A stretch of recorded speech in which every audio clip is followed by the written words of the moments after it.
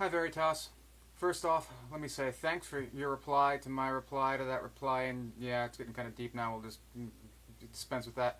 I very much appreciate your response. I've always liked your videos. I find they're not only intelligent and clear and informed, they're also respectful and open-minded. Two things I think that are sorely lacking here on YouTube, and two things which I hope I can emulate in kind.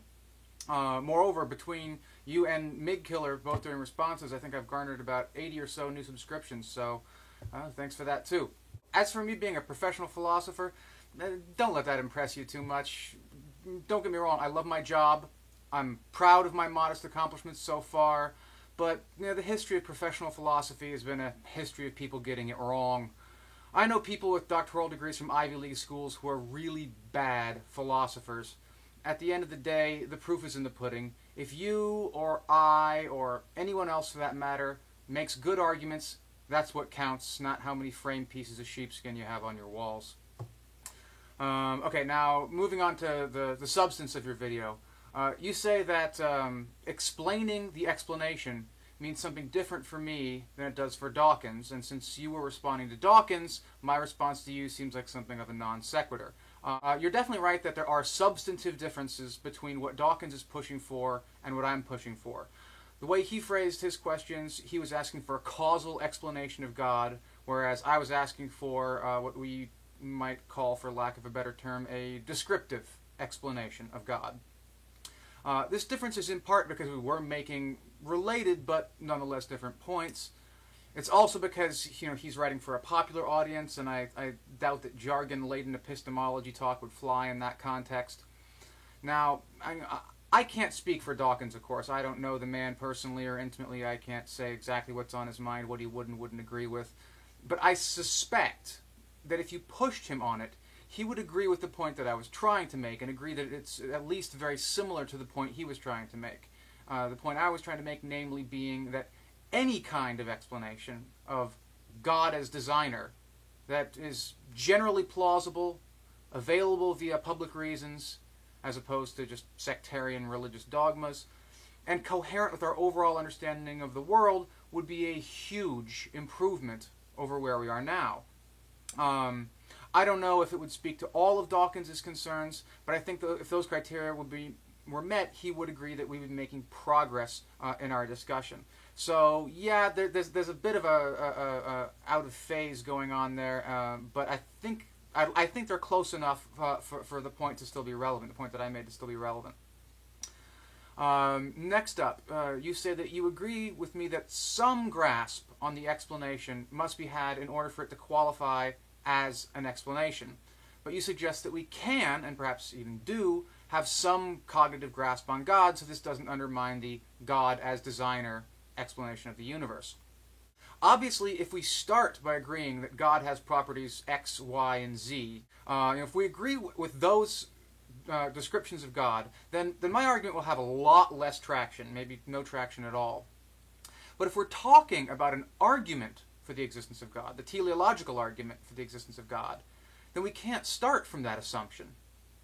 The power of the argument from design is supposed to be that anyone, regardless of their religious inclinations or background, anyone can look at the evidence, namely the complexity of the world around us, and conclude that there must be a designer. The argument isn't supposed to require that you already believe in the Judeo-Christian God, or any other conception of God for that matter. It's supposed to be based on public reasons. So it seems like before this argument can conclude that God exists, we have to already know that God has this or that set of properties. And it looks like then we're sort of starting to head into the area of begging the question. Alright, now sort of the core question that you were asking about, the issue of foundationalism and coherentism. You ask, why do I think that you've presupposed foundationalism? Well, it wasn't so much that I think that you presupposed it overtly, so much as I think that William Lane Craig, overtly presupposed it. And since you were defending him, you kind of inherited that presupposition. The issue for me was made clear when Craig invoked the infinite regress argument. If we need, if this is the universe, and we visualize this as being the best explanation of the universe, namely God, one way of understanding what Dawkins is saying is, well, what explanation undergirds that best explanation? And then Craig's response was, well, if we ask that question, then we then have to get what explanation undergirds that one, what explanation undergirds that one, and you sort of get this sort of vertical image here of going down, down, down into sort of that infinite regress, that downward spiral of explanations of explanations of explanations of explanations. And this suggests that there has to be some sort of rock bottom to stop that infinite regress, some sort of foundation, if you will. Otherwise, we're just infinitely regressing, and that's logically unacceptable. But if coherentism is right, we can have an explanation of the explanation, and an explanation of that explanation, an explanation of that explanation, and so forth, because the visual image here shouldn't be viewed as sort of a vertical list, but rather just this cluster of beliefs, a very complex cluster of many, many thousands, millions, billions even maybe, of beliefs that all cohere together more or less right, and so they all justify each other because they all fit together with more or less grace and ease. So we can have an explanation of the explanation and an explanation of the explanation and so forth without having there being sort of a core logical problem here. Next up, I thought you were pretty clever when you suggested that perhaps we could justify our belief that we don't need an explanation of the best explanation to recognize the best explanation as such on coherentist grounds.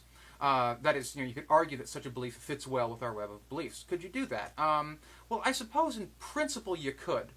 But at least two caveats need to be made before moving on from that. First off, that's not the argument that Craig made. Craig very clearly was invoking, implicitly a foundationalist epistemology in his critique. And second, even if you or someone else were to try and cash out such an argument, I would want to see a lot of details about the relevant points in our web of beliefs that would justify that belief, the belief that we don't need an explanation for the best explanation to recognize it as such. Because, I mean, I suppose I certainly wouldn't want to rule it out at the outset, but it doesn't seem intuitively obvious to me, at least, that it would fit my web beliefs, at least. But that doesn't mean it wouldn't. But also, I'm suspicious because I think it would entail some problematic issues. I mean, for example, it would seem to entail that we could accept and be justified in believing that X is the best explanation, even though we've got no idea at all about what X is or how to understand it. That just at least seems strange. It seems strange to me, intuitively speaking. It doesn't seem like it would fit very well into our web of beliefs. Maybe actually the way to take another look at this is precisely the Humean argument that you bring about the issue about salt. You mentioned that the properties of salt can be explained in terms of the properties of sodium and chloride. This is a good opportunity, I think, to restate the core coherentist point, even though I'm pretty sure you get the idea at this point, but just for the record.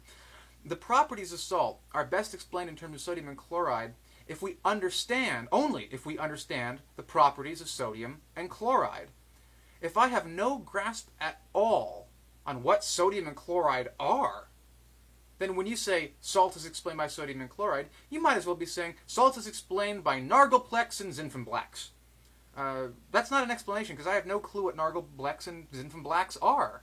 That just doesn't really communicate anything to me. So unless I have a web that includes sodium and chloride, then that explanation of salt isn't really going to cohere and hence isn't going to be an explanation. I want to disclose two things, just for the record, and two because I actually think I made a sincere mistake. For the record, epistemology is not my specialty. It's something I've dabbled in here and there, but it's certainly not something I've focused on in any sort of incredible depth and length. So as a result of that, I think as a result of that and the fact that it was pretty late when I made it, I was feeling a little tired and probably shot from the hip a little too much. And I think some of it came out a little sloppy, so I sent the video to a friend of mine who actually is an epistemologist, and he said, among other things, that foundationalism is really not as discredited as I made it out to be, although he agreed that certain kinds of foundationalism are discredited. And he also pointed out that there are lots of problems with coherentism as well. So I think it's important that I disclose that. I think I overstated myself in my case against foundationalism last time, my case in favor of coherentism. So I think they're both live options, if you will, if I can use William James's term there, in epistemology today. So I hope that doesn't detract too much, though, from my overall argument, my overall point. Once again, Veritas, thank you very much. I hope this answers your questions. I hope you find it useful and worthwhile, and I look forward, hopefully, to corresponding with you on this or possibly other topics in the future. Take care.